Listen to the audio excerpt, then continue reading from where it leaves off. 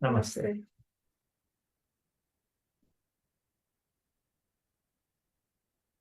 आज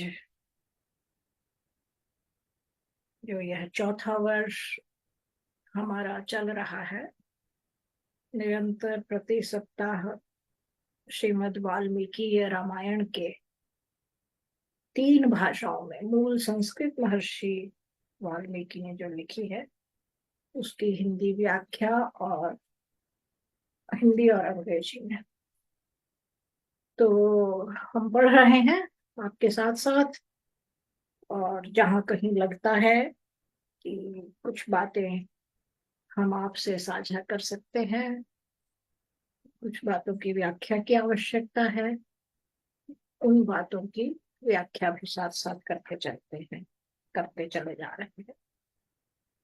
तो चौथा वर्ष यह जो चल रहा है, इसमें अभी हम गत सप्ताह पहुंचे थे कि वन से, चित्रकूट से भरत की विदाई अब होने वाली है, लौटने वाले हैं भरत, क्योंकि उनका श्री राम से जो मिलना था और जो मान मनोहार, मान मनोबल थी, वह सब हो चुकी। सबने अपने अपनी बातें कह दी, सबने हृदय की बातें निकाल ली, रोए, दुखी हुए, संकल्प लिए, सभी प्रकार का सब कुछ। और अंत में यह था, जहाँ प्रकरण पूरा हुआ था पिछला, कि भरत ने कहा था कि आप इन पादुकाओं पर चरण रख दीजिए, इन रत्न जटित पादुकाओं पर, और इन पादुकाओं को मैं सिंहासन पर रख दूंगा, और स्वयं नगर से बाहर एक कुटिया बनाकर रहूंगा।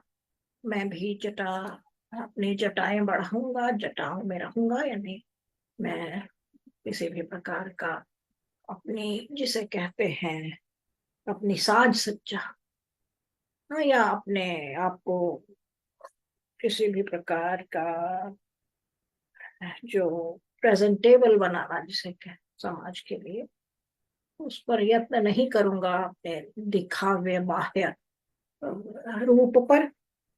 वलकल पहनूंगा और केवल कंदमूल का खाकर जीवन नहीं, ये 14 वर्ष व्यतीत करूंगा।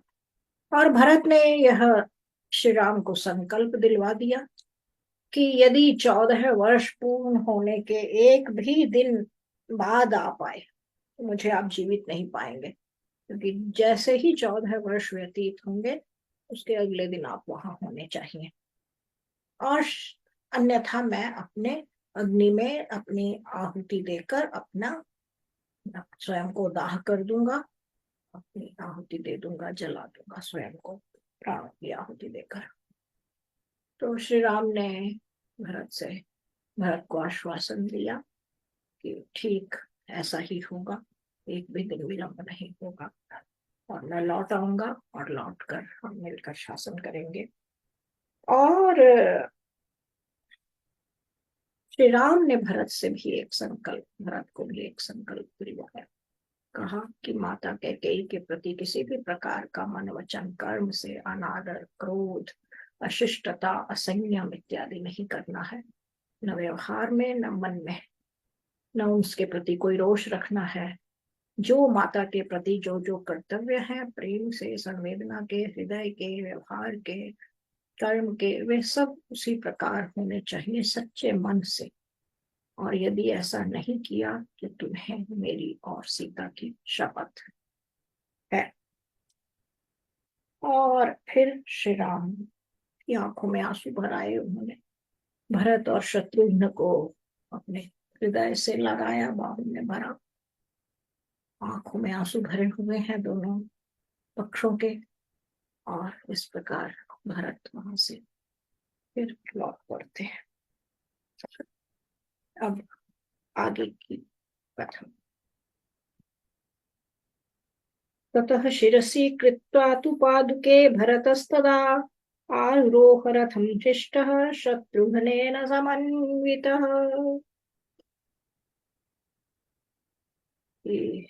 शिरसि कृत्वा तु पादुके तदा भरतः, यानी तब भरत अपने सिर पर उन पादुकाओं को रख कर, पादुकाओं को सिर के ऊपर कर आरूरोह रथम, यानी बहुत शांत मन से, हृष्ट शत्रुघ्न समन्वित, शांत मन से शत्रुघ्न के साथ, यानी अब उन्हें पूर्ण, अब उनमें जो उद्विग्नता थी, हृष्ट यानी ऐसा नहीं है कि वे कोई बड़े प्रसन्न है या उत्साहित है या कुछ ऐसा नहीं है, लेकिन वे संतुष्ट मन से, संतोष से, कि अभी उनकी सारी जो किसी भी प्रकार की उद्विग्नता थी वह नहीं रही है। जो श्री राम से मिलने तक थी, पिता के वियोग का दुख था, भाई के बिछुड़ने का दुख था, माता के व्यवहार का दुख था, समाज द्वारा प्रताड़ना का दुख था, राजकाज न संभाल पाने की जो अपनी अयोग्यता है उसे लेकर एक चिंता और एक भाव था। अब श्री राम के साथ यह जो लंबा चला जो समय था, इसमें जो कुछ हुआ, जिस प्रकार की के वार्तालाप हुए, जिस प्रकार की एक दूसरे से बातें कही गई, और इस सब के बाद हृदय खोल कर दोनों ने एक दूसरे के सामने रख दिए, किसी भी प्रकार की कोई शंका किसी के मन में शेष न रहे। यह भाव बहुत हल्का कर गया भरत को। उन्हें जो आशंकाएं थी वे सब निर्मूल सिद्ध हुई, और वे बहुत शांत चित्त से, संतोष के भाव से शत्रुघ्न को साथ लेकर अब रथ पर आरूढ़ हो जाते हैं। आरूरोह आया है ना, हाँ आरूढ़ शब्द आया है, यानी आरोहण जिससे बना, वे चढ़ गए, सवार हो गए, बैठ गए, आ गए। वसिष्ठो वामदेवश्च जाबालिश्च दृढ़व्रतः अग्रतः प्रययुः सर्वे मंत्रिणो मंत्र पूजितः। अब नाम आए हैं कुछ, महर्षि वशिष्ठ हैं, महर्षि वामदेव हैं, ऋषि जाबाली हैं, है ना। वशिष्ठो वामदेवश्च जाबालिश्च दृढ़व्रतः, और अन्य भी जो जो ऋषि और महर्षि थे, जो दृढ़ व्रत, यानी जिन्होंने अपने जीवन में वेद के मार्ग पर चलने का दृढ़ संकल्प लिया हुआ है, ऐसे लोग, ये सभी के सभी अग्रतः प्रयुयु, सबसे आगे आगे ये हुए। और फिर इनके पीछे कौन थे? सर्वे मंत्रिणों मंत्र पूजिता, है ना। इनके पीछे पीछे सभी मंत्रीगण जो मंत्रणा देते हैं, जो विचार देते हैं, वे सब मंत्रीगण भी इनके सबसे आगे आचार्य हैं, फिर मंत्रीगण हैं, फिर पीछे भरत और शत्रुघ्न इत्यादि हैं। तो ये चल पड़े हैं।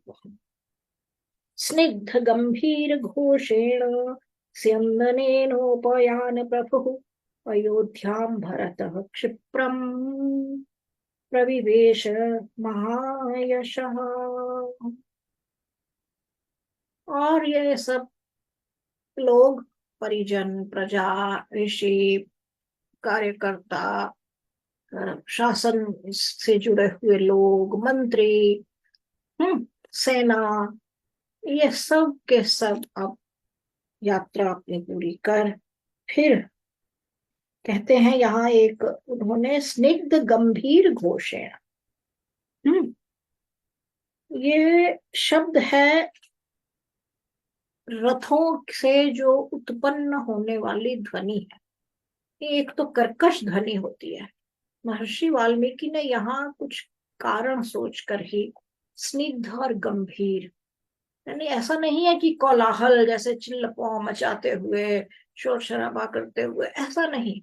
स्निग्ध और गंभीर यानी उनके आने जाने की आहट भी हो रही है, ध्वनिया भी है, रथों से इस प्रकार की ध्वनि आ रही थी जो स्निग्ध भी है, गंभीर भी है। पता भी लगता है कि कोई दल चला आ रहा है, उनके रथ आ रहे हैं, किंतु ऐसा भी नहीं है कि कोई कोलाहल मचा हुआ है, कोई कर्कशता या किसी प्रकार का बहुत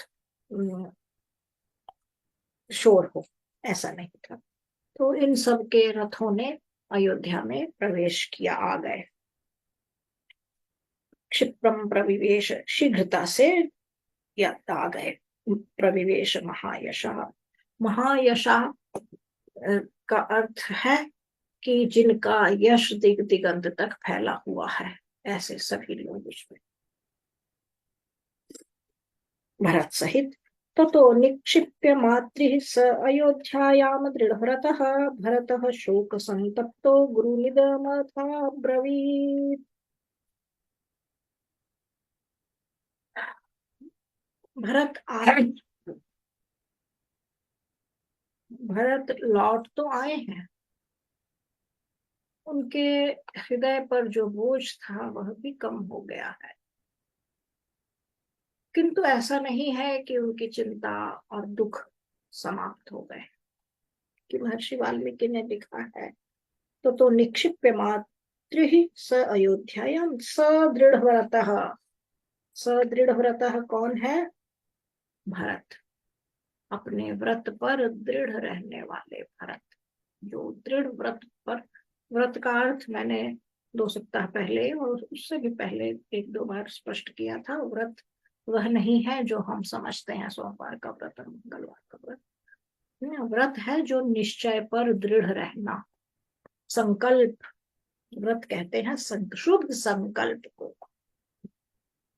तो भरत जो है वे माताओं को,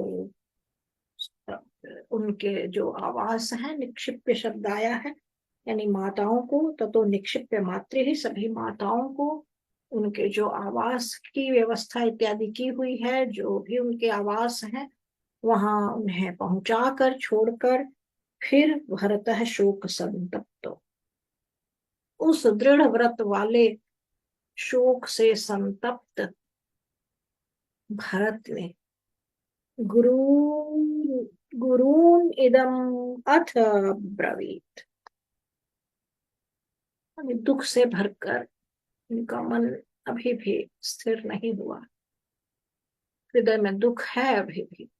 उन्होंने पूरे अपने दुख से भरकर फिर वे ऋषि वशिष्ठ के पास पहुंचते हैं और उन्हें कहते हैं, नंदीग्रामं गमिष्यामि सर्वान् मन्त्रये अद्य वः तत्र दुःखमिदं सर्वं सहिष्ये राघवं विना। नंदीग्राम कोई ग्राम है जो नगर से, अयोध्या से बाहर होगा, स्थान। उन्होंने कहा कि मैं नंदीग्राम जा रहा हूँ, जाऊंगा। गमिष्यामि यानी जाऊंगा, जा रहा हूँ। मैं अब नंदीग्राम चला जाऊंगा और सर्वानम मंत्रये अद्य वः तत्र दुःखमिदं सर्वं सहिष्ये, क्योंकि श्री राम से, अपने भाई से, अपने बड़े भाई से और अपने लक्ष्मण भाई यानी भाइयों से, हम भाइयों का बिछड़ जाने का जो यह दुख है, वह अभी मेरा कम नहीं हुआ और यह समाप्त नहीं होगा। वह तब तक समाप्त नहीं होगा जब तक मेरे हम सब भाई पुनः मिल नहीं जाएंगे, एकत्र नहीं हो जाएंगे। और उस पीड़ा को सहन करने का मेरे पास एक ही उपाय है, मैं जाकर अब अपने आप को, स्वयं को वहां नंदीग्राम में रहूंगा और एकांत में उस पीड़ा को सहन करूंगा, जो ये विरह जन्य, वियोग जन्य जो दुख और पीड़ा है। एतत् श्रुत्वा शुभं वाक्यं भरतस्य महात्मनः अब्रुवन् मन्त्रिणः सर्वे वसिष्ठश्च पुरोहितः। एतत् श्रुत्वा शुभं वाक्यं भरतस्य महात्मनः, यानी महात्मा भरत के इन शुभ वचनों को सुनकर अब्रुवन् मंत्रिणः सर्वे वसिष्ठश्च पुरोहितः। पुरोहित शब्द का क्या होता है, क्या अर्थ है ना? जो दूसरों के हित को सदा अपने से आगे रखता है, समाज के हित को अपने से आगे रखता है, लोक के हित को अपने से आगे रखता है। और लोक केवल मनुष्य नहीं, प्राणी मात्र और प्रकृति, सभी, ये पूरा सब है। हर प्रत्येक सारी जितनी व्यवस्था है इस जगत में, उस सारी व्यवस्था के हित को जो अपने से आगे रखता है, तो वह है पुरोहित। तो जब आजकल तो यानी शब्दों के अर्थ हम केवल ऐसे रूढ़ हमने कर दिए हैं, हम उनके अर्थ जानते भी नहीं है। हम समझते हैं ये कोई टाइटल है जो जो ऐसे करता है, जैसे अंग्रेजी में भी ऐसा ही हो गया है। जो टीचर है जिसे हमें कहना है, हम उसे सर कह देते हैं। कभी सर एक उपाधि हुआ करती थी जो अंग्रेज ब्रिटिशर्स दिया करते थे। तो भी अंग्रेजी में थोड़ा बहुत है, लेकिन क्योंकि हमारा जो काल है, ये सारे जो अवधि है हमारे साहित्य की, वाङ्मय की, इतिहास की, वह बहुत लंबी है। और एक, क्योंकि जैसे जब जब आक्रमणकारी आए और फिर सत्ताएं और युद्ध और पुस्तकालय जलाना और अनभ्यास और जीवन का ही बचे रहने की समस्याएं थी, जब आक्रांताओं ने जब सब कुछ नष्ट कर दिया, तो ऐसे में इन चीजों पर अभ्यास कौन करे, विद्या और इत्यादि पर। तो धीरे धीरे ये सारी चीजें थोड़ी पीछे चली गई, लुप्त हो गई, लोग इनके अर्थ भूल गए। फिर जिन्होंने इनकी व्याख्याएं की, उन्होंने मनचाही व्याख्याएं की। वे एक पूरा जो एक बड़ी पिक्चर है, पजल पूरा बनाकर नहीं देखा उन्होंने, एक अंश में एक इतना इतना उन्हें समझ आता था। अपने अपना जो बैगेज था तदनुसार उन्होंने अर्थ किया, और हम उन्हीं अर्थों को अब ढोते चले आ रहे हैं। तो पुरोहित उसका अर्थ यह है। तो कह रहे हैं, भरत, महात्मा भरत की इस बात को सुनकर सभी पुरोहितों ने, है ना, पुरोहित का इसलिए मुझे अर्थ बताना पड़ा कि पुरोहित ये नहीं समझिए जो आज जिसे हम पुरोहित कहते हैं। तो ऐसे सभी लोगों ने, और जो महर्षि वशिष्ठ इत्यादि जो लोग थे और मंत्रियों ने भरत से कुछ कहा। क्या कहा वह आगे आएगा। अच्छा लीजिए।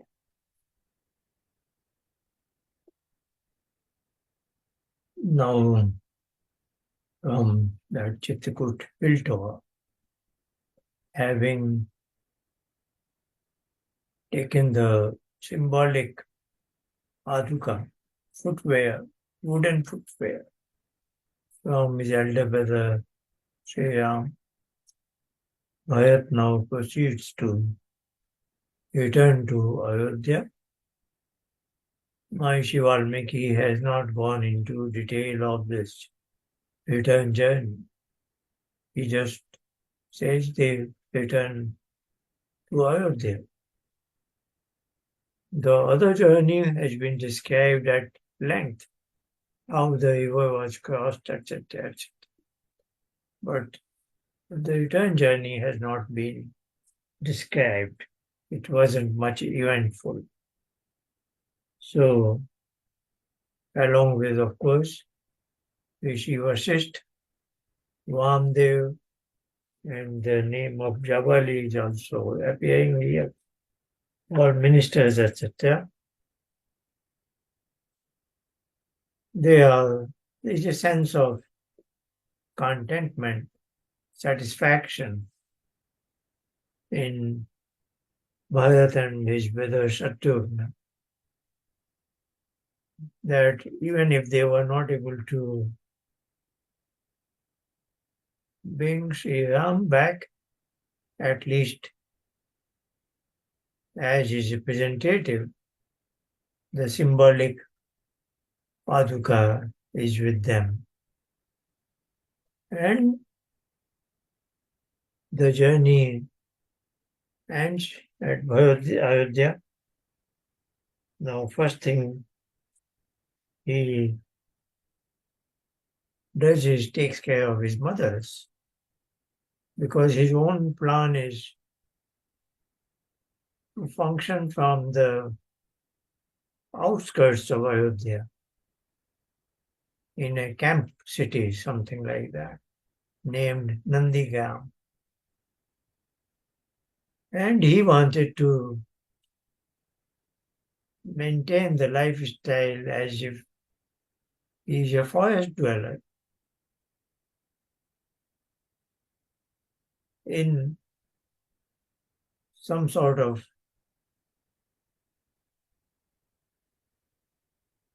what should we say, in some sort of he is doing to as if he is together with his brother Ram, who is in forest exile. So he doesn't want to enjoy the comforts of life because his own brother is in forest. So there is a kind of fraternity, the two brotherly affection.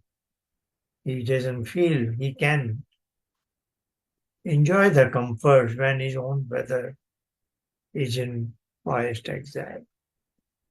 So he, out of his own choice, he chooses that kind of lifestyle as if he's a forest dweller. But he doesn't want to force upon his mothers, the three of them, Kaushalya, Sumitra, and Kaikeyi. So he takes care of them in the palace in Ayodhya and tells his advisors, prominent one is Rishi Vasishtha, that he wants to proceed to Nandigam, which he had already said in Chitrakoot. But now he expresses in more clear terms that right now at this point he wants to go. So the Rishi Vasishtha has been described here as Purohit. Purohit is one who takes care of the welfare of others ahead of his own. It is welfare. Pura is ahead. So one who takes care of the welfare of others, the subjects of the kingdom, more than his own care. So that is the spirit of rishis and ministers. So in that spirit, they tell him that what you are saying is very well appreciated. And then we'll hear how the plan is now executed.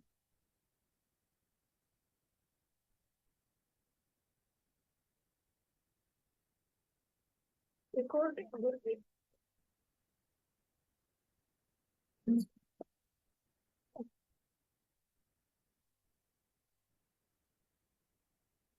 सुभृशं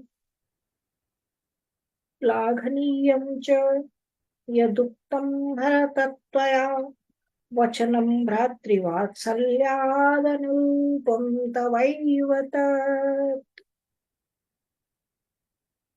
उन्होंने कहा, जो इनका भी उल्लेख हुआ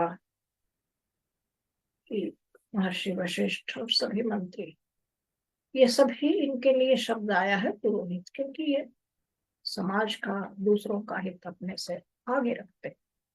इन सब ने कहा कि भरत, महात्मा भरत, आपने जो बात कही है आप अवश्य वैसा करिए। आप ही ऐसा कर सकते, आप ही के लिए संभव है ऐसा कर। क्योंकि आप राम से स्नेह करते हैं और वह स्नेह बहुत ही उच्च कोटि का है, प्रशंसनीय है। और उस स्नेहवश आपने ये निर्णय लिए हैं कि आप वहां रहेंगे, पादुकाएं यहाँ रहेंगी और आप वहां अपना जीवन बिल्कुल एक तपस्वी की भांति बिताएंगे, जैसा श्री राम वन में बिता रहे हैं, पूरे कष्ट कष्टों को सहते हुए प्रसन्नता पूर्वक इच्छा स्वेच्छा से, और आप यहाँ पर प्रजा का पालन और राजकार्य की व्यवस्था वहां से ही संचालित करेंगे, कार्य भी करते रहे। तो उन्होंने कहा कि आप ही ऐसा कर सकते हैं, ऐसी बात आप ही कह सकते हैं और आप ही कर सकते हैं, तो जैसा आप चाहें वैसा करिए, वैसा करने में कोई बाधा नहीं है, ऐसा क्यों नहीं करना चाहिए, आपको अवश्य कीजिए। आपका जैसा अपने भाई से प्रेम है, आपके ये शब्द और आपका यह आचरण उस प्रेम की ही अभिव्यक्ति है, उसी को प्रकट करता है, उसी के अनुरूप। नित्यं ते बन्धुलुब्धस्य तिष्ठतो भ्रातृसौहृदे आर्यम् आर्यं प्रपन्नस्य नानुमन्येत कः पुमान्। फिर आगे कहा नित्यं ते बन्धुलुब्धस्य। अब ये भरत के जो जो चरित्र है, व्यवहार है, आचरण है, उनके गुण है, उनमें से 3 बातों को मुख्यतः उठा रहे हैं यहाँ। जो सदा अपने भाइयों के प्रेम में लुब्ध रहता है, उन पर रीझा रहता है, प्रेम में बंधा रहता है। तिष्ठतो भ्रातृ सौहृदय, और भाइयों के सौहृद, यानी सौहृद, हृद शब्द कहते हैं हृदय को, और सौहृद यानी बड़ा सकारात्मक स्नेह से भरे हुआ हृदय, जहां ऐसा संबंध है। तो कहते हैं, और जो भाइयों के सौहार्द, हिंदी में यही से शब्द आया है सौहार्द, तो जो भाइयों के सौहार्द में ही सदा निमग्न रहता है, जगह लगा रहता है। और आर्यम आर्यम प्रपन्नस्य नानुमन्येत कह पुमान्। उन्होंने कहा, और जो आर्य मार्गम, सॉरी आर्य मार्गम नहीं, आर्य मार्गम प्रपन्नस्य, यानी जो आर्य पथ है, जो श्रेष्ठ लोगों के द्वारा अनुकरणीय अध्यात्म में लगे हुए जो लोग हैं, आदर्श में नियुक्त हैं जो, ऐसा उनके द्वारा जो प्रशस्त पथ है, उस पथ पर जीवन बिताने वाला प्रपन्नस्य, जो आ चुका है, जिसने निश्चय कर लिया उस जीवन पथ पर चलने का, उस व्यक्ति नानुमन्येत कह पुमान्, उस व्यक्ति की इच्छा या बात या आदेश कुछ भी किसी भी प्रकार की हो, यानी एक तो होता है आदेश दिया जाए, एक होता है आदेश ना दिया जाए, व्यक्त किया जाए, एक कई बार होता है कि आप व्यक्त भी नहीं करते और लोग आपकी इच्छा समझ जाते हैं ना, इच्छा मात्र से ही। उन्होंने कहा किसी भी प्रकार का हो, ऐसे व्यक्ति की इच्छा का मान, बात का मान, आदेश का मान कौन नहीं करेगा, सभी ऐसे व्यक्ति की बात को पूरा करना चाहेंगे। अतः ऐसा कैसे हो सकता है कि हम उसे स्वीकार न करें। मंत्रिणां वचनं श्रुत्वा यथाभिलषितं प्रियम् अब्रवीत सारथिं वाक्यं रथो मे युज्यतामिति। अब मंत्रिणां वचनं श्रुत्वा यथाभिलषितं प्रियम्, जैसा चाहिए था, जैसा उनकी अभिलाषा थी भरत की, है ना, ऐसे जब मंत्रियों ने बात की, कह दी, यानी जैसे इच्छा पूरी हो गई, भरत को वह बात बहुत प्रिय लगी, भरत के मनोनुकूल हो गया, है ना। उन्होंने, मंत्रियों ने और महर्षि वशिष्ठ ने एक प्रकार से भरत को निश्चिंत कर दिया। तो उन्हें यह बड़ा अच्छा लगा। तब उन्होंने सारथी से कहा, अब्रवीत सारथिम वाक्यम, सारथी से बात क्या कहा, एक वाक्य कहा, क्या कहा, रथों में युज्यताम इति, मेरा रथ हाँक लाओ, मेरा रथ ले आओ, तैयार करो। और प्रहृष्ट वदनः सर्वामात्रिः समभिवाद्य सह आरुरोह रथं श्रीमान् शत्रुघ्नेन समन्वितः। और प्रहृष्ट वदन, प्रहृष्ट यानी प्रसन्न, वदन कहते हैं पूरे अंग प्रत्यंग को, यानी वे बड़े शांत चित्त हैं, उनका मन संतुष्ट है, कहीं से किसी प्रकार विकल नहीं है, वे विचलित नहीं है, ये बड़े ठहरे हुए मन से हृष्ट वदन है उनके पूरे, यानी जैसे कहते हैं ना एक व्यक्ति की पर्सनैलिटी में एक ठहराव जो होता है। और कुछ व्यक्ति हैं बहुत चंचल प्रवृत्ति के होते हैं, उनकी प्रवृत्ति भी चंचल होती है और उनकी पूरी देह से वह चंचलता प्रकट होती है, स्थिर होकर नहीं बैठते। तो भरत का मन भी स्थिर है और उनका व्यक्तित्व भी देखने में भी वे पूरी तरह से प्रहृष्ट वदन है। और उन्होंने अपने मुख पर, उनके मुखमंडल पर यह झलक भी रही है, यह संतुष्टि और शांति। और ऐसे उन्होंने माताओं के पास जाकर उन्हें प्रणाम निवेदित किया, फिर माताओं से आशीर्वाद लिया और आज्ञा ली कि वो अब जाएंगे कहाँ, नंदीग्राम। और जब माताओं ने आज्ञा और आशीर्वाद दे दिया, प्रणाम स्वीकार लिया, तो भरत शत्रुघ्न के साथ रथ पर आ जाते हैं। देखिए श्री राम की आयु लगभग 40 वर्ष है उस समय। ये भाई भी आसपास के ही हैं, सभी आगे पीछे के ही हैं। और शत्रुघ्न और लक्ष्मण के, जिसे कहना चाहिए बिहाव पर, उधर श्री राम है या भरत है, क्योंकि ये जोड़ी जैसे बने हैं ना, श्री राम लक्ष्मण श्री राम की छाया जैसे हैं और शत्रुघ्न भरत की छाया जैसे। और उनके छोटों के बिहाफ पर बड़े निर्णय लिए जाते हैं, छोटों का कहीं अधिक उल्लेख नहीं आता है। भरत जा रहे हैं तो जैसे शत्रुघ्न, राम गए हैं तो लक्ष्मण को जाना ही था वहां उनके साथ, क्योंकि लक्ष्मण राम के बिना रह नहीं सकते।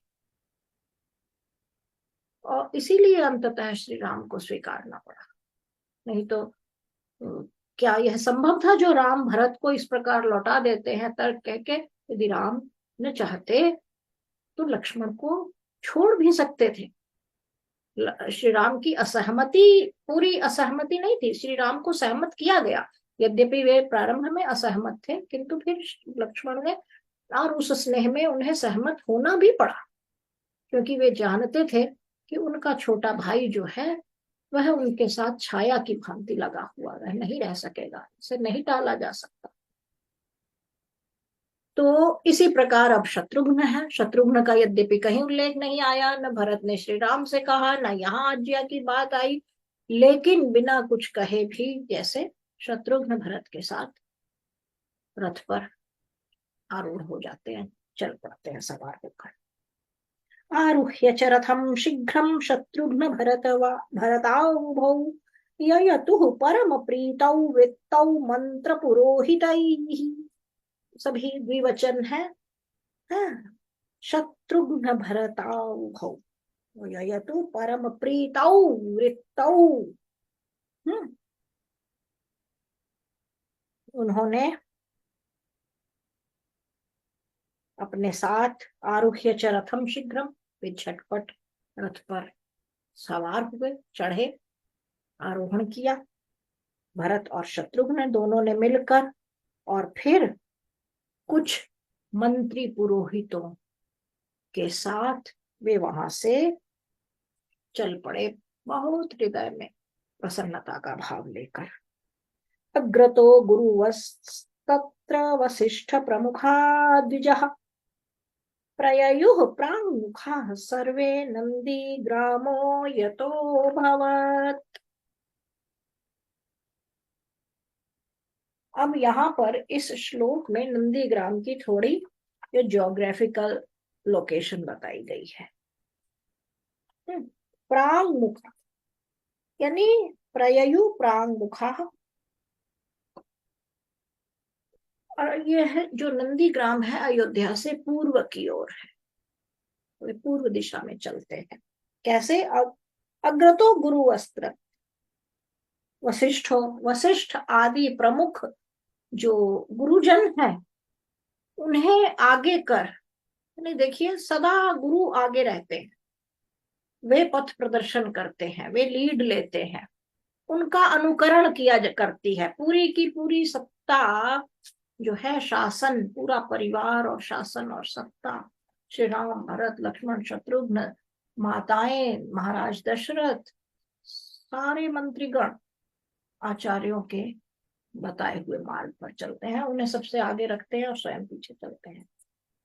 उन्होंने कहा उन सबको आगे कर।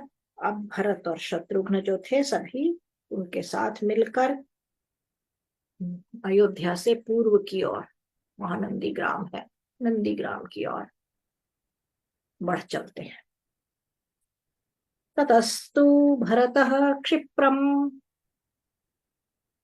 नंदीग्रामं प्रविश्य स अवतीर्य रथातूर्णं गुरुनिदमुवाच। तब भरत ने शीघ्रता, जब नंदीग्राम में पहुंच गए, दूर नहीं है तो अधिक समय विलंब नहीं हुआ, अधिक समय भी नहीं लगा, तो वे वहां पहुंच जाते हैं। तब जो भरत हैं, ततस्तु भरत है क्षिप्रम नंदीग्रामम, नंदीग्राम में प्रवेश हुए और अवतीर्य रथात तूर्णम, और उन्होंने रथ से उतर जाते हैं, और रथ से उतरने के पश्चात गुरु निदम उवाच, सभी गुरुओं, बहुवचन है ना, गुरुओं को ये बात कही, यह बात कही। क्या बात कही? एतद् राज्यं मम भ्रात्रा दत्तं संन्यासवत् स्वयं योगक्षेम वहेचे मे पादुके हेम भूषिते।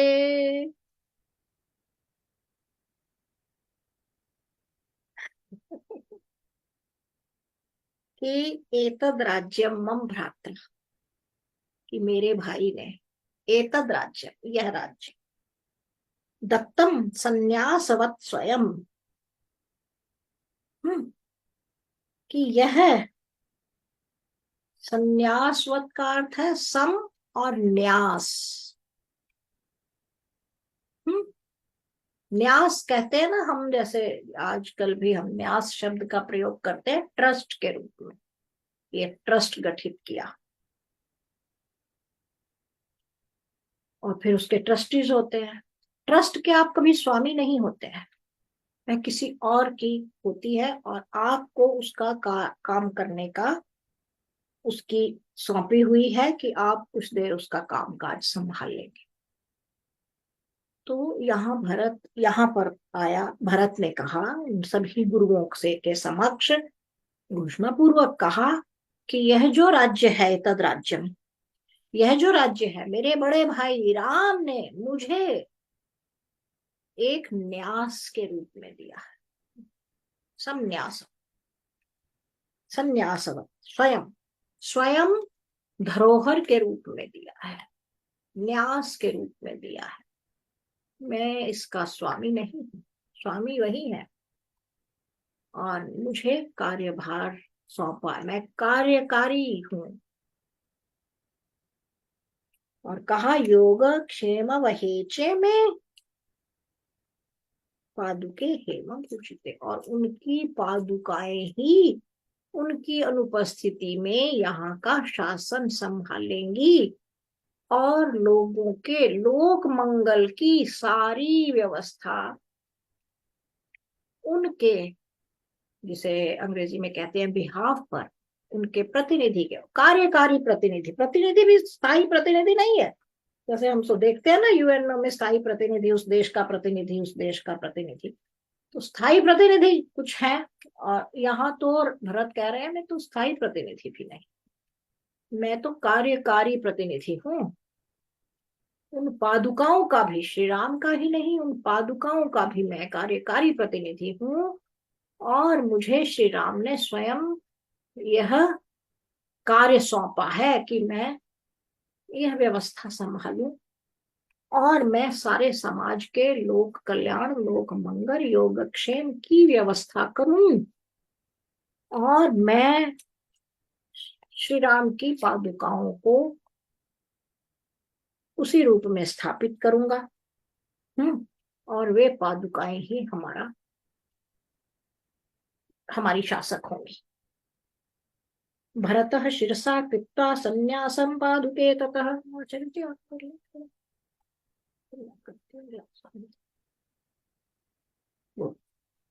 भरतः शिरसा कृत्वा संन्यासं पादुके ततः अब्रवीद दुःख संतप्तः सर्वं प्रकृतिमंडलम। और जैसा कहते कहते भरत शिरसं कृत्वा संन्यासम पादुके ततः, भरत ने वे जो धरोहर के रूप में राज्य को संभालने के लिए, धरोहर के रूप में जो दायित्व आया है, राज्य नहीं आया, दायित्व आया है, तो उस दायित्व को संचालित करने के लिए पादुकाओं को सिंहासनारूढ़ करना है, किसी अब ताकि वे सदा सामने रहे और भरत उनसे प्रेरणा लेकर श्री राम के आदर्शानुसार राज्य को संचालित करे। तो भरत का हृदय बहुत दुख से भर आया। फिर यही बात करते करते उन्होंने वहां से रथ से फिर पादुकाएं अपने सिर पर रखी हैं और कहा कि मैं इस जो दायित्व है धरोहर के रूप में यह मुझे मिला है और मैं उसी रूप में इसे चलाना चाहता हूं। यह बात वे आगे कहते, इससे पहले उनका कंठ भर आया और फिर दुखी होकर उन्होंने सारी जो उपस्थित लोग थे, प्रजा है, उनसे कुछ कहा। भ्रात्रा हि मयि संन्यासो निक्षिप्तः सौहृदादयम् तमिमं पालयिष्यामि राघवागमनं प्रति। कि मेरे भाई ने बहुत प्रेम पूर्वक यह दायित्व मुझे, धरोहर मुझे दी है, यह मेरी नहीं है, मुझे कभी भी शासक मत समझिएगा। मेरे भाई ने मुझे यह दायित्व दिया है और मैं उसे निभाने मात्र तक के लिए इसे संभाल रहा हूं। और मैं इस जो अपने भाई की यह धरोहर है, ये पादुकाएं जो है, मैं इनके निर्देशन में समझ लीजिए एक प्रकार से, क्योंकि भाई की प्रतिनिधि जैसी हो गई ना, मैं यहाँ इन्हें नंदीग्राम में सुरक्षित स्थापित कर रहा हूँ। क्षिप्रम संयोजयित्वा तु राघवस्य पुनः स्वयं चरणौ तौ तु रामस्य द्रक्षयामि सह पादुकौ। और जब क्षिप्रम संयोजयित्वा, जब श्री राम वापिस लौट आएंगे तो मैं झटपट ये पादुकाएं उन्हें पहना दूंगा, उनके चरणों में अपने हाथों से स्वयं, उन्हें स्वयं ना, चरणों तो उनके दोनों चरणों में, रामस्य, राम के दोनों चरणों में स्वयं अपने हाथों से यह जो धरोहर है जिसे मैं सहेज कर यहाँ रख रहा हूँ, उसे मैं श्री राम के दोनों चरणों में चढ़ा दूंगा, पहना दूंगा, लगा दूंगा। और तब तक मैं इन्हें यहाँ रख रहा हूं और जब मैं उन्हें पहना दूंगा तब मैं श्री राम के उन चरणों को, दोनों पांवों को, अपने बड़े भाई के दोनों पांवों को अपने सामने पादुकाएं पहने हुए देखूंगा। और तब तक मैं इन्हें यहाँ स्थापित कर रहा हूं। राघवाय च संन्यासं दत्त्वेमेव पादुके राज्यं चेदमयोध्यां च धूत पापो भवामि च। फिर वही मन में बात एक फिर आ गई है। फिर वो उन्होंने कहा जो राघव है, राघवाय च संन्यासम, फिर राघव ने, श्री राम ने जो यह पादुकाओं की धरोहर और इनके बहाने राज्य का दायित्व, कार्यपालन जो मुझे सौंपा है ना, मैं वह सारा कार्यपालन करते हुए, सारा दायित्व संभालते हुए यहाँ रहूंगा। और मैं ऐसा कर, फिर वही कैकेयी की बात आ गई है, धूत पापो भवामी च, जो मेरी माता ने अयोध्या के सिंहासन पर जो यह एक दाग लगा दिया है, पाप लगा दिया है, मैं ऐसा कर कर उस पाप को धो देना चाहता हूँ, उस कलंक को धो देना चाहता हूँ, है ना। ताकि एवं तु विलपन्डीनो भरतः स महायशः नंदीग्रामे करोद्राज्यं दुःखितो मंत्रिभिः सह। कहते हैं एवं तु विलपन्डीनो भरत समय, वह महान यश वाले भरत इस प्रकार दुखी मन से, वियोग का दुख तो है ना, वह तो ऐसा नहीं है कि दुख समाप्त हो गया है। राम वहां बैठे हैं दूर, और उनकी पादुकाएं यहाँ हैं, उनके संरक्षण में भरत कार्य कार्य पालन कर रहे हैं। तो यह सारा जो दुख है, इस दुख के साथ ही भरत ने पूरा, जो कहते हैं नंदी ग्रामे करो राज्यम, नंदी ग्राम में रहकर राज्य के कार्य को करते रहे। और एक साथ में बात आई, दुखी तो मंत्री भी हिस्सा है, उनका मन दुख से भरा रहा। मंत्रियों ने उनका पूरा साथ दिया, सहयोग दिया, कार्यकाज कामकाज संभालने में। उनके सहायता से भरत ने सारा दायित्व संभाल लिया। स वल्कल जटाधारी मुनिवेशधर प्रभु नंदीग्रामे वसद्वीरः ससैन्यो भरतस्तदा।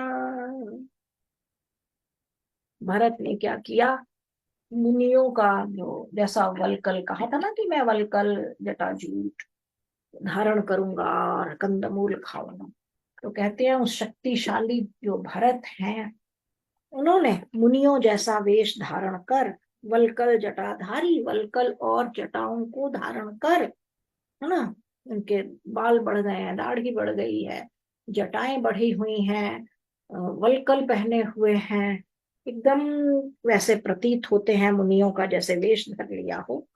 और ऐसा करके नंदी ग्रामे वसत वीर, यानी नंदी ग्राम में वह वीर भरत रहे। कैसे रहने लगे, कैसे, ससैन्यो भरतस्तदा, सेना सहित, उनकी सेना ने, क्योंकि अब वही शासक है, सेना ने भी वहां डेरा डाल लिया, यानी जैसे वह राजधानी बन गया नंदीग्राम। तो भरत ने नंदीग्राम में रहकर सेना के साथ बस गए और वहां से शासन का कामकाज देखने लगे। जी अच्छा जी। So there is now that Bharat is back in Ayodhya, there is a brief conversation between him and Rishi Vasishtha and ministers on the other side. And there is a concurrence. Both appreciate each other's view, each other's position. Bharat displaying respect for the padukas, the footwear that symbolizes Sri Ram and his authority over the state. And rishis and ministers are happy to see that the brothers have found an amicable solution, and they are quite happy with the outcome. Now, Bharat asked his minister in aid, Sumantra, who is also his charioteer, to bring the vehicle so that he could proceed to Nandigam, that is eastward of Ayodhya, but in the outskirts of Ayodhya, not too far away. So both the brothers, Bharat and Shatrugna, board the vehicle after taking leave from their mothers, because the mothers will continue to stay in Ayodhya. And as is their custom, their vehicle is led by those of rishis and ministers, etc. That way, Maharishi Valmiki has described the short journey from Ayodhya to Nandigram. Having reached there, Bharat reiterates his intention that the kingship, the affairs of the state will be managed by him as a trustee manages the trust. We are, even in modern times, we are familiar with the concept of trust, which is managed by a group of trustees. They don't own the trust. They have somehow have the responsibility to manage its affairs without a sense of attachment for the benefit of others. This is the concept Bharat tells to his gurus, Rishi Vasishtha, etc., that this is the model I am adopting to manage the affairs of the state. And symbolically, somebody has to occupy that seat of empire. That seat will be occupied by the Padukas. They agree, they express their confidence, and then he reiterates the same thing with a heavy heart to the public at large who are assembled there. Of course, he went to Chitrakoot with an intention to bring Sri Ram back, which he did not succeed in. That makes him feel the pain, but he is reasonably contented that there is a in-between solution to this. And informs the public also, all those members of public assembled there, that I will be temporarily functioning from this camp city, functioning as the capital, for the period when Sri Ram is not here. Once he is back, I will myself make his feet put on these same padukas and then occupy this seat. So he doesn't want to occupy this seat. And having done so for a period of 14 years, he expresses his hope that this will wash away, wipe out the sin of his mother, who did something wrongful, who took away the crown prince, Sri Ram, from Ayodhya and put him in forest exile for 14 years. So he is taking the opportunity to impress upon the public that he was never a party to this monstrous plan. This was his mother's idea to bypass the elder brother for him to take the seat. And he never wanted this. He was never a part of it. And the way he plans to function in the next 14 years, hopefully, will wash away this stigma. And then he says, this period, not only that I will functioning from Nandigram, of course, as a responsibility, I will manage the affairs. So even the armed forces will be here and the whole state machinery will function from here. But as an individual, I will be more like a forest dweller in the harmony that I want to display to my brother who is in the forest. So I will continue to maintain that lifestyle as a monk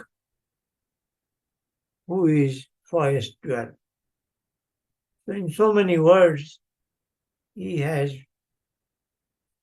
submitted his plan and expressed it to his teachers, gurus, ministers, and to public at large. And that concludes this section of his return journey from Chitrakoot to Ayodhya. Next section is devoted again to Chitrakoot that we will take up next week. आज का प्रकरण यही विराम देते हैं, फिर चित्रकूट में लौटेंगे क्योंकि अभी भरत वहां पहुंचे हैं। जैसे मैंने कहा था ना, कैमरा अभी वहां है। महर्षि वाल्मीकि यहाँ का विवरण और वर्णन लेंगे फिर से, यहाँ क्या हो रहा है, क्या चल रहा है। तो जुड़े रहिए, अपना ध्यान रखिए, परिवार का ध्यान रखिए, पास पड़ोस सभी मित्रों आत्मीयों सभी का सुख से रहिए। ईश्वर की कृपा आप सब पर बनी रहे। धन्यवाद। प्रणाम। नमस्ते।